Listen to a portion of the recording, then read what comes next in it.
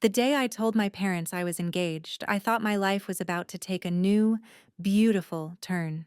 I had met Daniel 2 years earlier, during a project at the design firm where we both worked. From the moment we met, there was a spark, an unspoken connection that went beyond shared jokes and lunch breaks. He was ambitious, kind, and smart, with a vision for his future that matched my own dreams. Yet, despite all of his qualities, the moment I announced my engagement, their faces fell like the sky at twilight. My mother's hand flew to her mouth, eyes wide with shock and, I realized a second later, horror. My father, usually a pillar of composure, simply stared at me, his jaw tight, lips pressed into a thin line. What are you saying?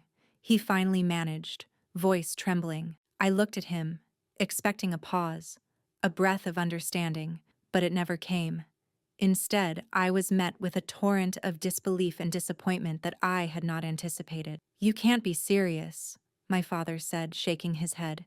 "He's below your status. Our family has worked for generations to maintain our standing. How could you marry someone like him?" The words cut deeper than I thought possible. I had always known my family cared about appearances and social standing, but I had never imagined that it would feel like a verdict on my happiness, on my choices, on my worth. I tried to explain, voice shaking, eyes pleading.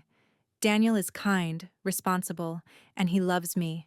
Isn't that what matters?" My mother, clutching her pearls, let out a scoffing laugh, almost like a gasp of disbelief. "Love? Love doesn't pay bills, it doesn't open doors, and it doesn't maintain the reputation we've built. This is insane." My heart sank, as I realized they weren't asking for an explanation. They were demanding a confession of wrongdoing. Over the next several hours, the conversation devolved into something worse: ultimatums and emotional manipulation that left me drained and furious. I was called reckless, naive, and selfish. I was warned that I would lose everything: inheritance, family support, even their presence in my life, if I went forward with the marriage. The gravity of their words wasn't lost on me, but neither was my resolve. I had lived my life trying to meet their expectations, only to find that their approval was conditional, fleeting, and tied to wealth, status, and appearances. The final blow came when my father, in a tone of icy finality, said, "Then consider yourself disowned. If you proceed with this, you are no longer part of this family." My mother nodded in agreement, tears streaming down her face, though not tears of sorrow, tears of indignation, of superiority. They turned their backs on me, literally and figuratively, leaving me standing in their grand, cold dining room as if I were a stranger in my own home. That night, I sat alone in my apartment, Daniel's hand warm around mine, and, for the first time, truly realized the cost of choosing love over social expectation. I was heartbroken, but I was also free in a way I had never been before. Free from the suffocating chains of approval, free from the constant pressure to perform, to maintain an image that wasn't mine.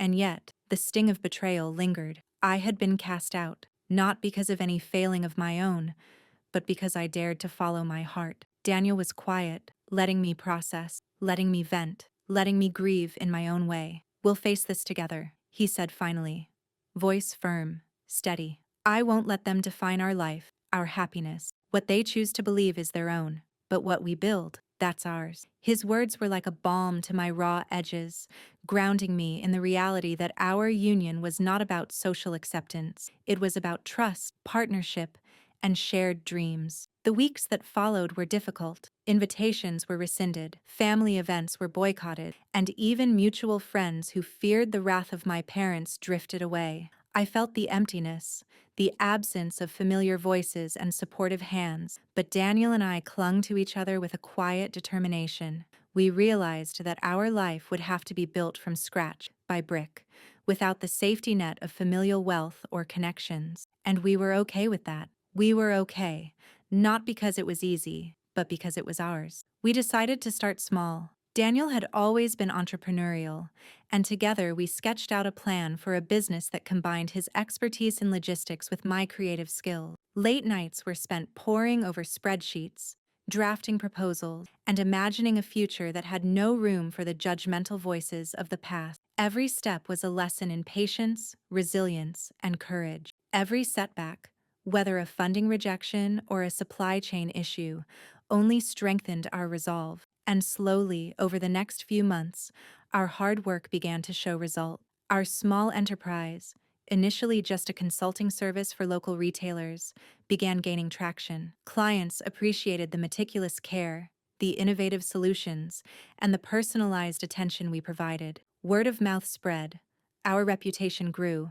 and the enterprise we had nurtured in the quiet corners of our apartment became a legitimate, respected business. Each milestone, each client's success, was a silent rebuke to the doubts and dismissals of my family. The most satisfying victories were not just financial, they were moral and emotional. Every time we received a contract, signed a client, or expanded our operations, it felt like we were reclaiming the dignity and agency that had been denied to us. The life they had tried to control was unfolding in ways that exceeded even my own expectations. And every step, every achievement, was built on the foundation of love, respect, and unwavering commitment to each other. I began to realize that their rejection, as painful as it had been, was also the catalyst for a version of myself I might never have discovered otherwise. I became resilient, resourceful, and confident in ways that no approval could have instilled. I learned to trust my judgment, to value my decisions, and to celebrate the victories that came from hard work rather than inheritance. And in this growth, there was a quiet, satisfying thrill, the realization that the power they once held over me had been replaced by a strength that was entirely my own. By the end of the first year, our company had not only survived, but was thriving. We had expanded our client base beyond local retailers, branching into larger regional operations. We hired a small, dedicated team, and every new contract reinforced the notion that our success was legitimate, earned, and respected by people outside our social circle. Daniel and I celebrated each milestone with quiet gratitude, never taking for granted the journey that had brought us here. And yet, the shadow of my family's disapproval lingered, not as a threat, but as a quiet, simmering reminder that one day, the scales might shift. I knew the trajectory of our success was only beginning. I knew that with patience, perseverance, and strategic foresight, we could not only thrive independently, but perhaps, eventually, surpass the very people who had once rejected me. The thought was exhilarating, almost poetic. Justice not through confrontation, but through achievement, through a life so full and accomplished that it could not be ignored or dismissed. Little did I know then, as Daniel and I mapped out the next, that our quiet ascent would soon intersect with the very world that had once cast us aside, that the family who had disowned me would one day walk into the offices of our empire, not as gatekeepers, but as supplicants, and that the same hands that had turned me away would ultimately be in mine, working under the company we had built from love, resilience, and sheer determination. The morning after my parents disowned me, I felt a strange mix of heartbreak and exhilaration. Heartbreak,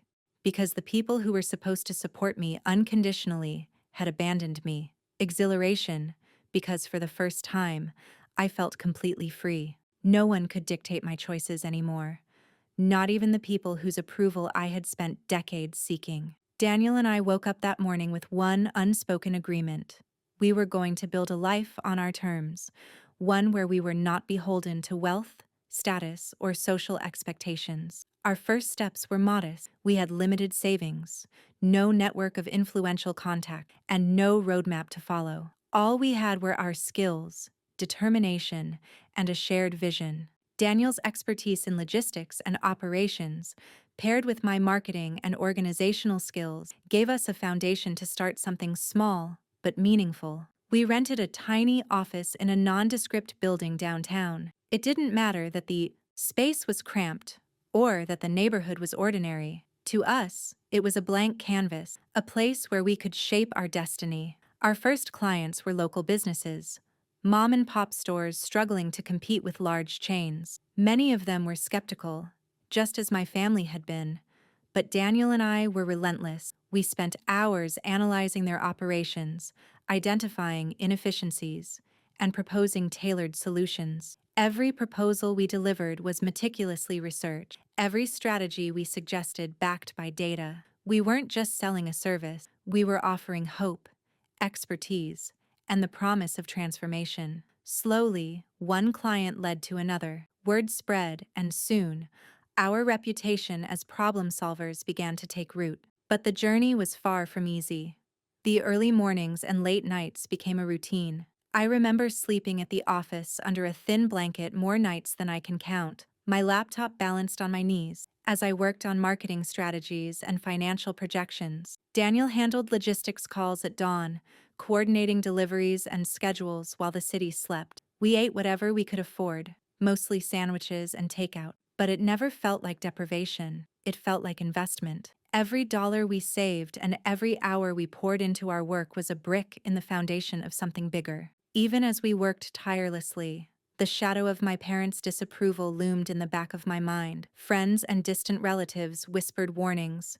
Be careful, don't overreach. You'll regret cutting ties. At first, I let their words sting, but over time, I realized that their fear was just a reflection of their own limitations. They had built their lives on appearances and inheritance, and they couldn't comprehend the power of ambition combined with integrity. My success would not be handed to me, it would be earned. And in that earning, I found a strength I had never known. By the end of the first year, our efforts were paying off. What started as a small consultancy had grown into a multifaceted business, with multiple clients across the city relying on our expertise. Daniel and I hired our first employees, a handful of talented individuals who shared our vision and work ethic. Each hire was deliberate.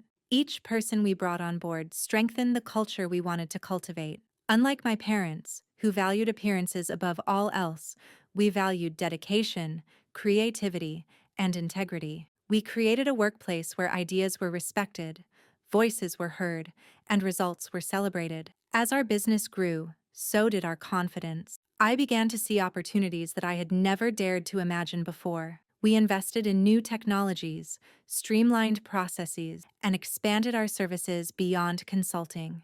Within 2 years, we were no longer just helping small businesses. We were advising medium-sized enterprises, negotiating contracts, and shaping operational strategies on a larger scale. Our name, once unknown outside our circle, began to carry weight. Clients trusted us not because of lineage or wealth, but because of proven results. One evening, as Daniel and I sat in our office overlooking the city skyline, I reflected on how far we had come. Do you remember that day your parents disowned you?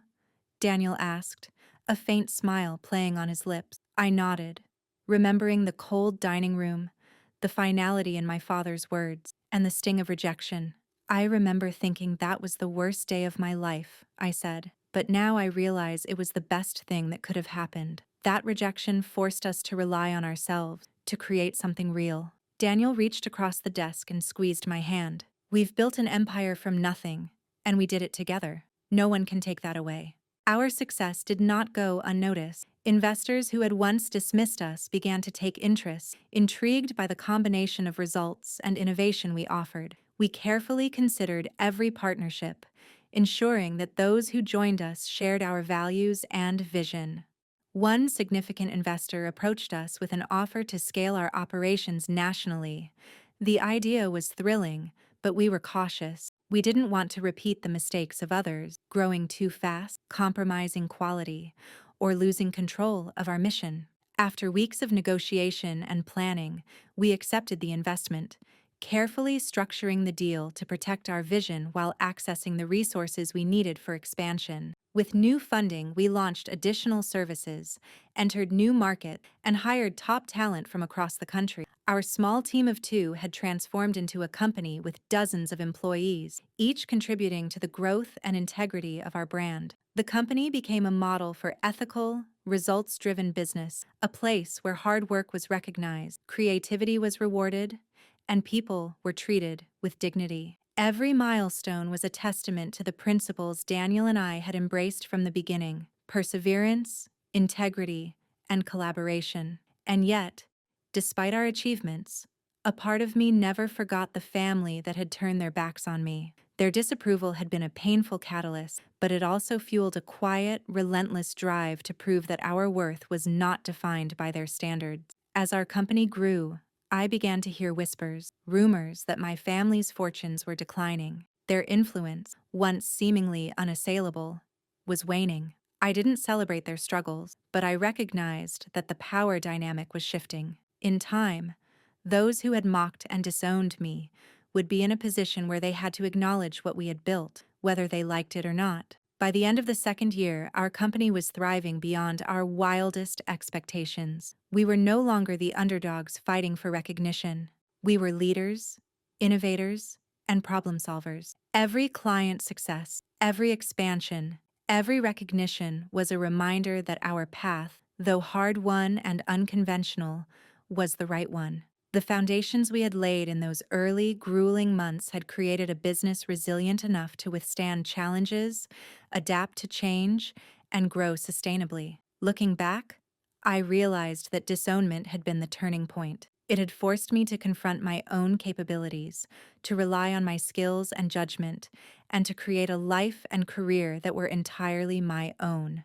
And while my parents had once judged me based on status, we had now achieved something that transcended appearances: respect, accomplishment, and the quiet satisfaction of building an empire from nothing. It started with subtle signs, little murmurs and uneasy glances whenever my parents or extended family attended social events. I was no longer the quiet girl who had vanished from their carefully curated circle of status and influence. Instead, I was becoming a name people whispered, a presence that couldn't be ignored. Daniel and I had spent years building our company from scratch, pouring blood, sweat, and sleepless nights into something that was now thriving. Our achievements were not flashy or boastful, but they were undeniable, and slowly, the world, including my family, was starting to take notice. The first time I felt the ripple of recognition from my parents came at a charity gala. I had been invited by a client, someone who had become a close partner over the past year. As Daniel and I entered the grand ballroom, heads turned, not because of our clothes or the brand we wore, but because of the influence we now carried. People approached us, asking about our company, our recent projects, and the clients we were working with. The air buzzed with curiosity and respect, a stark contrast to the whispers of dismissal and ridicule I had once known. Across the room, I spotted my father, standing stiffly in a corner with my mother by his side. Their faces registered surprise, a flicker of something I couldn't quite name. Was it pride? Embarrassment? Regret? Probably all of it. I felt a strange mix of emotions myself. There was satisfaction, yes, but also a measure of pity. This was the same family that had turned their backs on me because of my choice in life partner, because I refused to marry someone suitable, according to their arbitrary standard. And now, they were witnessing the consequences of underestimating me, but I did not approach them. Not yet. There was a deeper satisfaction in letting them observe from afar, to see that the quiet, determined woman they dismissed had not only survived, but had flourished beyond their imagination. As the months passed, the signs of their growing awareness became more pronounced. Invitations that I had once been denied suddenly arrived, couched in polite language that barely hid the curiosity and, perhaps, jealousy. My parents sent indirect inquiries about Daniel and me through mutual acquaintances, trying to gauge the scale of our success without openly acknowledging it. They asked about our company, our clients, our travels, and our lifestyle, each question a thinly veiled attempt to measure how far I had come. They were walking on eggshells, trying to maintain a sense of superiority while grappling with the reality that the child they had scorned was now untouchable in ways they could not control. Business continued to flourish, and with that growth came opportunity. Daniel and I expanded into new sectors, launching innovative solutions that caught the attention of national media. Articles, interviews, and features began to surface, showcasing the story of our rise from a small, scrappy startup to a formidable force in our industry. And then it happened, the moment that would make my parents' whispers turn into outright panic. a feature in a prestigious business magazine, naming our company as one of the fastest growing and most influential firms in the country. The piece included photos of Daniel and me, standing proudly at the helm of our operation, framed by the bustling energy of our team. I knew that when my parents saw it, they would feel the shock of recognition, a combination of awe, disbelief, and yes, regret. I didn't seek them out. Instead, I let the news travel to them naturally. Social media and business circles have a way of ensuring that information spreads without intervention. Within days, messages began trickling in from distant relatives and acquaintances. Is it true? I heard about your company. Your parents must be proud. I didn't respond. I let them digest it on their own. There is power in silence, a force that speaks louder than words. By choosing not to engage, I allowed the weight of my success to settle fully, unmediated by excuses or explanations. It was mine, entirely mine, and no one could diminish it. The real turning point came when my parents attempted to re-establish contact, first tentatively, and then with increasing insistence. Calls, emails, even unannounced visits. They wanted to reconnect, to understand, to somehow reclaim a piece of the life they had scorned. I handled these overtures strategically. I did not rebuff them harshly, nor did I embrace them without consideration. Instead, I allowed each interaction to be measured, deliberate, and reflective of the new balance of power. They had underestimated me, dismissed my choices, and attempted to dictate my life. Now, every engagement was a reminder of that misjudgment. Then came the first direct confrontation. My father showed up at one of our company events, ostensibly to celebrate our latest milestone, but really to assert a presence he had lost years ago. I greeted him politely, but the warmth in my voice was measured. Daniel stayed close, observing silently, his presence reinforcing the reality of the life we had built together. My father attempted to make conversation, awkwardly complimenting the office, the staff, and the growth we had achieved. I answered graciously, maintaining professionalism while subtly asserting authority. Every word, every gesture, communicated one thing clearly. The child he once dismissed was now a force that could not be ignored or controlled. The real impact, however, was not in the words spoken, but in the glances and reactions of those around him. Colleagues, clients, and employees all observed, and the unspoken narrative was unmistakable. Here was a man who had once wielded power over my life, now quietly confronted by the undeniable reality of his misjudgment. He could no longer rely on status, wealth, or influence to command respect. He had to navigate a world where I was not only equal, in many ways, superior in accomplishment, judgment, and authority. I saw the recognition in his eyes, the realization that his previous attempts to define my worth were obsolete, irrelevant, and, ultimately, humiliating. By this point, our empire had expanded across multiple regions, with subsidiaries, investments, and partnerships, creating a network that was resilient, profitable, and influential. My parents, once entrenched in their social hierarchy, now found themselves operating in a landscape they barely understood. Their influence had waned, and the power dynamic had shifted irrevocably. Daniel and I were no longer just surviving, we were thriving, and in ways that were publicly visible, undeniable, and, in some sense, poetic. The irony was not lost on me. The very family who had rejected me because of status was now, in some measure, dependent on the empire I had built from scratch, guided by vision, integrity, and relentless determination. Throughout this process, I remained focused not on revenge, but on excellence. Every contract, every expansion, every client relationship was a testament to the values Daniel and I had cultivated: diligence, integrity, and innovation. We did not build our empire to spite anyone. We built it because we believed in the power of hard work and strategic thinking, because we believed that success was the reward for dedication and vision, not inheritance or entitlement. And yet, in the background, the awareness of my family's shifting perception added a subtle, satisfying layer of vindication. By the end of this chapter in our lives, I had learned a critical lesson. Success is the most eloquent response to doubt, and integrity the most enduring measure of power. My parents had disowned me, believing that they could control my trajectory with judgment and rejection. Instead, I had taken those very obstacles, transformed them into motivation, and created a reality that far exceeded the limitations they had imposed. The rumbling of realization in their world was now undeniable. They could no longer dismiss me. They could no longer claim authority over my choices. They were, in essence, witnesses to the empire I had built, and, eventually, they would have to acknowledge it. The day of the ultimate reckoning arrived quietly, almost imperceptibly, but I had been preparing for it for years. Daniel and I had expanded our empire to the point where we were not just leaders in our industry, but influencers whose decisions rippled across markets and communities. Our ventures spanned technology, real estate, and several charitable foundations, all meticulously structured and thriving.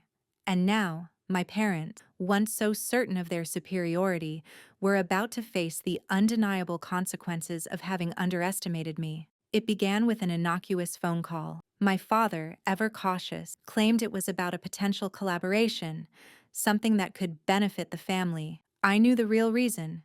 He wanted a glimpse of my life, an attempt to gauge the scale of the empire he had ignored. I didn't give him specifics, only enough to pique his curiosity. Daniel was by my side, calm and observant, knowing exactly how this would unfold. The truth is, I had never sought revenge through confrontation or humiliation.